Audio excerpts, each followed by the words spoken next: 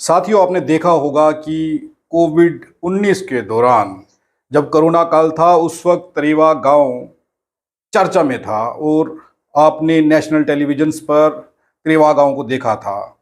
प्रधानमंत्री नरेंद्र मोदी ने खुद उस गांव का जिक्र किया था और वहां की महिला सरपंच बलबीर कौर उस वक्त चर्चा में थी। उस गांव की इतनी चर्चा हुई, इंटरनेशनल पद्धर पर चर्चा हुई थी। लेकिन कल जब हम अरनिया में गए और तरेवा गांव के बीच लोगों के आने जाने के लिए एक टेम्परेरी पुल बनाया गया था जो बारिश के पानी से बह गया। वो लोग कहते हैं कि हर साल ये पुल बह जाता है। इस वक्त फोन लाइन पर हमारे साथ तरेवा सरपंच बलबीर कौर जी हैं। उनसे जान लेते हैं कि कोरोना के बाद आज दोबारा से हमारी 2023 में उनके साथ बात होने जा रही है। हालात क्या बने हुए हैं, जायजा जान लेते हैं। सरपंच साहब, बहुत बहुत स्वागत है हमारे प्रोग्राम में। बहुत बहुत धन्यवाद भाजी कि तुसी मैनू अपने इस सैशन विच बोलण दा मौका दिता और तुहाडे सुनन वाले सारे श्रोतागण, सारे लोग, मेरे जम्मू कश्मीर दे वासी सारिਆਂ ਨੂੰ मेरी प्यार भरी सत श्री अकाल। सत श्री अकाल जी। सरपंच साहब, मुझे एक चीज बताइए कि आपका गांव तरेवा चर्चा में था जब कोरोना काल में लोग अपनी जान बचा रहे थे। आपने अपने गांव की और अपने लोगों की सुरक्षा के लिए बेहतरीन कदम उठाए थे और नेशनल टेलीविजन पर चर्चा हुई थी इसकी जी। लेकिन कल मैं अरनिया में गया था, लोगों ने हमें वहां पर बुलाया था। वहां पे जो लोगों के हालात हैं, बॉर्डर के साथ सटा हुआ गांव है ये। अगर कोई प्रॉब्लम होती है तो लोगों को अगर वहां से निकलना होगा तो कोई भी ऐसा माध्यम या ऐसा रास्ता नहीं है जहां से लोग निकल पाए। बिल्कुल बिल्कुल बिल्कुल। तो आप क्या कहना चाहेंगी, क्योंकि प्रधानमंत्री ने आपका और आपके गांव का जिक्र किया था नेशनल टेलीविजन पर, खूब सुर्खियां बटोरी गई थी उस वक्त, लेकिन आज हालात क्या है? बिल्कुल बाजी, आपने सही कहा। अगर मैं 2019 से लेके अभी तक की डेवलपमेंट की बात करूं तो नो डाउट अच्छी खासी डेवलपमेंट हुई है बॉर्डर एरिया की। जस्ट अपनी पंचायत अकेले की बात नहीं करूंगी, मेरी पंचायत में तो मैं आपको अगर ऑन रिकॉर्ड बोलूं तो 13-14 करोड़ रुपए का काम मेरी पंचायत में विदन पंचायत हुआ जी। तो ये जो ब्रिज है ये 2019 मैंने इसको एडवाइजर दैट टाइम हमारे ऑनरेबल के शर्मा साहब थे, तो उनके संज्ञान में लेके आई थी कि हमें ये ब्रिज चाहिए कि ये ब्रिज अगर पाक शेलिंग होती है तो विद इन 5 मिनट हम पूरा विलेज वेकेट कर सकते हैं, अदरवाइज 5 किलोमीटर बीच शेलिंग से हमें निकलना पड़ता है जी। तो इस गांव की आबादी मतलब 5000 प्लस है, तो साथ के गांव भी इसको मतलब लेके चलते हैं। दैट टाइम एक एप्लीकेशन दी गई, मैं हो गया कि 2020 में बाद में कोरोना काल का वो दौर चल पड़ा। 19 में इलेक्शन हो गया, कोड ऑफ कंडक्ट लगे, लास्ट में मैंने एप्लीकेशन दी थी अक्टूबर नवंबर 19 में जी। तो 20 में हमारा 20 निकल गया, डीपीआर बन गई। डीपीआर 13-14 करोड़ की इसकी बनी दैट टाइम। डीपीआर बन गया, नहीं उस टाइम कोई वर्क नहीं हुआ इस पे। मैं भी नाराज थी एडमिनिस्ट्रेशन से कि दिस इज रॉन्ग कि मैं इतने टाइम से इसको फॉलो अप कर रही हूँ बट इसका कुछ हो नहीं रहा। तो जब कोरोना काल का टाइम आया, कोरोना काल 2 साल तो आपको पता है कि बिल्कुल हम फ्री होकर बैठ गए कि कोई काम ही नहीं हुआ जी। दैट टाइम तो जान माल पे बन गई। फिर इसको मैंने लास्ट ईयर दिसंबर में जो हमारे ऑनरेबल कमिश्नर हैं इस टाइम शैलेंद्र सर जी, R&B के, उनसे मैं मिलने सेक्रेटरी जाती हूँ और जब उन्होंने एक आश्वासन दिया कि अभी आपका ब्रिज फर्स्ट प्रायोरिटी पे होगा, तो अब वो हुआ भी। जब हमारे लिए नबार्ड के प्रोजेक्ट आए 77 4th नंबर पर तरेवा टू चकशेरा ब्रिज था ये वाला जी। फिर उसके बाद दोबारा इनकी कोई मार्च में कोई टीम बनी, मार्च अप्रैल में इनकी कोई टीम बनी कि जिसमें इन्होंने इसकी प्रायोरिटीज वगैरह 77 प्रोजेक्ट्स की प्रायोरिटीज करनी थी।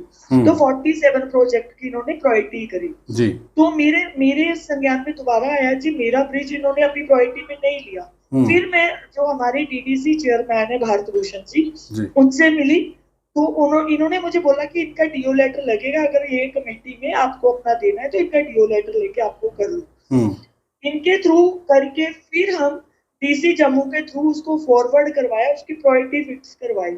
जी। तो मोस्ट प्रोबेबली ये वाला ब्रिज जो है ये नेक्स्ट ईयर में टेकअप होने के चांसेस हैं, क्योंकि अभी इसकी प्रायोरिटी जो है वो आ गई।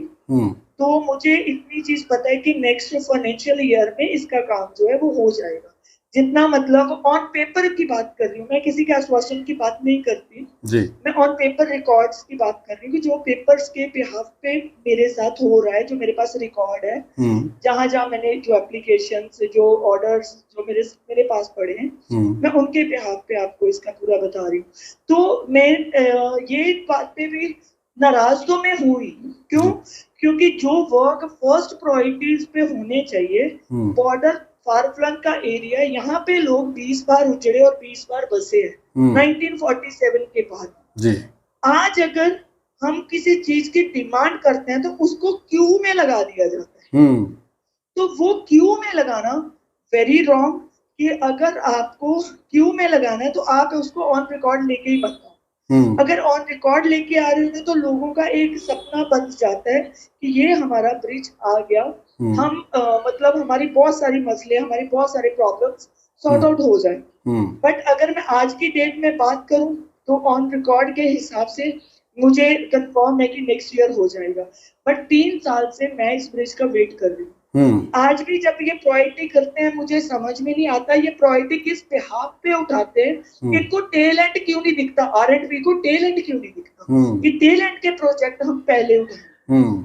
टेल एंड पे बैठे लोग जो जानवर थोड़ी हैं, वो लोग हैं, इंसान हैं। हम तो जानवर का भी सेफ्टी के लिए सोचते हैं, बट ये लोग हमारी सेफ्टी के लिए क्यों नहीं सोचते? अगर आज कहीं पे शेलिंग का कुछ भी दौर बनता है तो सबसे ज्यादा नुकसान इस बॉर्डर का होगा जी। ड्यू टू हमारे पास एग्जिट है ही नहीं, कुछ भी हम निकल ही नहीं सकते। हमारी एक्ट के उस पार कितनी सारी लैंड ऐसे ही मतलब बर्बाद हो जाती। जब ये आपने देखा होगा कि कल क्या हालात बने थे, हड़ के हालात बने हैं यहाँ पे। तो अगर इतना ज्यादा पानी आता है तो पार तो जा ही नहीं सकते, नेक्स्ट टू इम्पॉसिबल। मैं आपके साथ एक वीडियो और शेयर करूंगी कि 3 दिन पहले उसी पानी में हमारा एक ट्रैक्टर डूब जाता है और गांव के लोग विद माय हस्बैंड अपनी जान पे खेल के, ये बिल्कुल आज उस ट्रैक्टर के ऊपर 50 to 60,000 रुपीज का खर्चा है उसके इंजन में पानी चला के। ये सारी चीजों की भरपाई ऐसे नहीं होगी। गवर्नमेंट के आगे ऑनरेबल जो हमारे LG साहब हैं उनके आगे हाथ जोड़ के रिक्वेस्ट है कि टेल एंड पे थोड़ा सा आप फोकस कीजिए। टेल एंड के लोग बहुत आज भी बहुत ज्यादा वीकर है।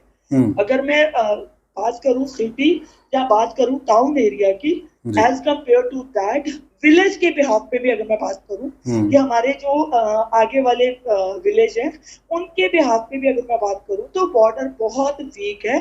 इस पे थोड़ा सा फोकस कीजिए, इनके वर्क्स को थोड़ी प्रायोरिटी दीजिए। लेकिन सरपंच साहब एक सवाल है कि चर्चा में रहने वाला गांव त्रेवा, आपका गांव चर्चा में रहा कोरोना में, जब कोरोना था और आप लोगों ने बेहतर काम किया और प्रधानमंत्री जी ने भी इसका पूरा फायदा लिया। उस दौर इस चैनल्स पर दिखा करके मन की बात में इस प्रोग्राम पर चर्चा की गई थी, लेकिन ये गांव कैसे अनदेखा रह गया, इसे क्यों इग्नोर कर दिया गया? सर मैं एक चीज और बताती हूँ आपको कि हम हमेशा, आज एक जगह पे मेरी लड़ाई नहीं है, मेरी एक आदमी से या एक डिपार्टमेंट से लड़ाई नहीं है जी। मेरी जो आज के डेट में स्थिति है बॉर्डर की, वो एक बात की लड़ाई नहीं है, जस्ट एक ब्रिज की लड़ाई नहीं है। हम एवरीडे एक नई जंग लड़ते हैं अपने बॉर्डर पे। ये इग्नोर कैसे होते हैं कि इनको ये लगता है कि आज मैं ऑनरेबल LC साहब, उनको बुरा लगेगा कि हाँ भाई बॉर्डर पे बैठे ये मैडम ये चीज बोल रहे हैं। ऑनरेबल हमारे जितने भी लीडरशिप है, मैं सबको ये बोलना चाहूंगी कि 1947 से लेके आज तक बॉर्डर को दिया क्या? नहीं कोई कॉलेज, नहीं कोई हॉस्पिटल, नहीं कोई ऐसी सुविधा कि हम बॉर्डर पे रह सके। हमारे जितने अच्छे लोग, मतलब हम बोल सकते हैं जॉब होल्डर जितने भी, वो सारे माइग्रेंट हो गए टू सिटी। बॉर्डर पे कौन रह रहे हैं? जिनके पास 4 कनाल जमीन है, 5 कनाल जमीन है, जो वीकर सेक्शन, ठीक है, बट उनकी सुध नहीं ली जा रही। इग्नोर कैसे होता है? इनको शायद कहीं ना कहीं ये चीज कहीं ना कहीं मैं एडमिनिस्ट्रेशन को खास करके बोलना चाहूंगी कि हो सकता है कि इनके पास बहुत सारे काम हो, भाई बॉर्डर का काम देखने का टाइम नहीं मिल रहा, इनके पास टाइम नहीं है। मैं तो ये बोलती हूँ कि इनके पास टाइम नहीं है कि बॉर्डर एरिया को देखा जाए। पर मैं संसार एक चीज जरूर बोलूंगी कि 2019 के बाद, मैं अपने विलेज की बात मैंने आपको बताया कि 14-15 करोड़ का काम मेरे विलेज में हुआ है जी, कोई डाउट नहीं है इस बात। बट कुछ काम ऐसे हैं जिनकी हमें अर्जेंट मतलब नीड है कि हमें अर्जेंट बेसिस पे वो काम होने चाहिए थे, बट स्टिल वो अभी डिले हो रहे हैं। अभी इन्होंने नेक्स्ट फाइनेंशियल ईयर का बोला है, तो होप्स हो कि नेक्स्ट फाइनेंशियल ईयर में देखते हैं, नहीं तो दोबारा आपके टच में हम आएंगे, फिर आपको यही हाल बताएंगे कि अब हमारे साथ क्या हो रहा है। तो आप हमारी आवाज बने, इसके लिए तो बहुत बहुत धन्यवाद। सरपंच साहब, एक मेरा आखिरी सवाल है कि कल जब लोगों से मेरी वहां पर बात हुई है, उन लोगों ने इलेक्शंस का बहिष्कार करने की बात कह डाली है। वो ये कह रहे हैं कि अब हम इलेक्शन में वोट कास्ट नहीं करेंगे, क्योंकि कभी पहले की सरकारों ने और कभी इस सरकार ने, और इस सरकार में खासकर भाजपा में जो हुआ है वो कल्पना भी नहीं कर सकते जो उनके साथ हो रहा है। देखिए सर, ये हमेशा हम बोलते हैं और मैं आज भी आपको कहना चाहूंगी, जब हम अपनी मत का दान करते हैं तो हम किसी को भी नहीं बोल सकते कि आप मेरे हिसाब से चलो। मैं लोगों के हिसाब से चलती हूँ, जैसे मेरे लोग बोलेंगे मैं उनके साथ। और मैंने आपको बताया कि 1947 मैंने यहाँ पे वो सिनेरियो देखे हैं 2018 और 19 में।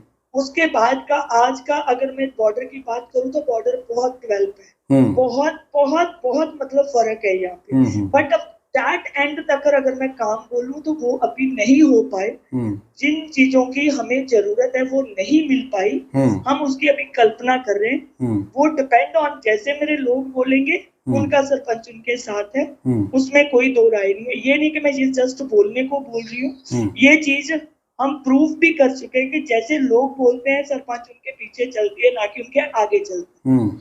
तो हम हमेशा देखिए, ऑपोजिशन हर जगह पे होती है जी, क्रिटिसिज्म हर जगह पे होता है, बट मैं उसको पॉजिटिव लेके चलती हूँ, क्योंकि क्रिटिसिज्म से सीखने को बहुत कुछ मिलता है जी, ऑपोजिशन से सीखने को बहुत कुछ मिलता है जी।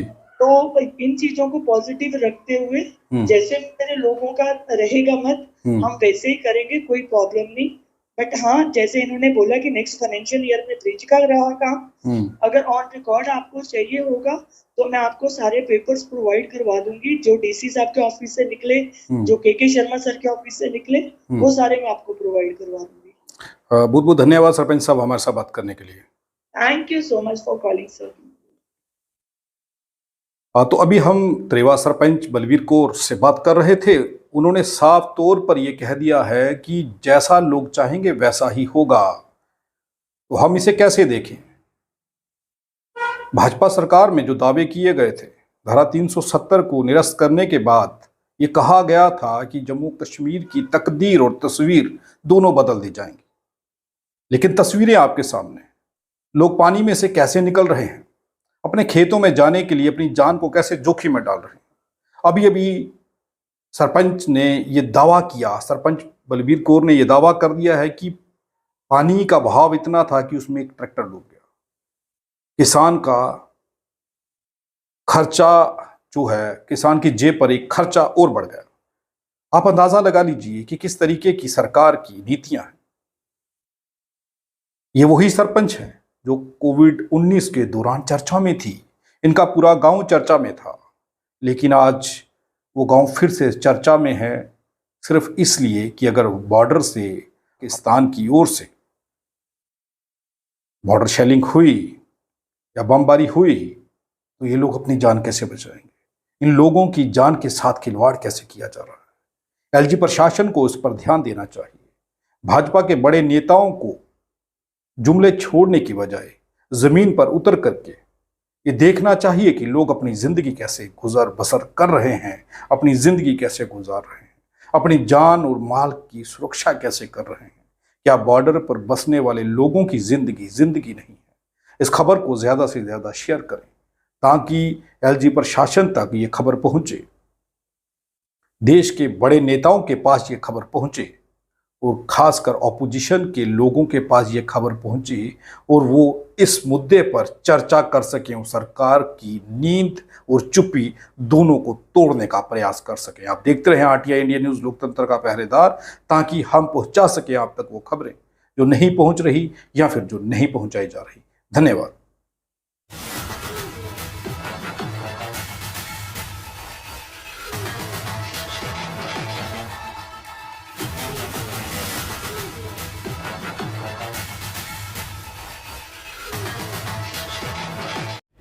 अगर आप भी चाहते हैं कि आरटीआई इंडिया न्यूज़ आप सबकी आवाज़ इसी प्रकार उठाता रहे तो आरटीआई इंडिया न्यूज़ की आर्थिक सहायता करें। हर माह 99 रुपये दे करके आरटीआई इंडिया न्यूज़ की सपोर्ट करें, ताकि आरटीआई इंडिया न्यूज़ इसी प्रकार आपके मुद्दों को उठा सके और सरकार के कानों तक पहुंचा सके।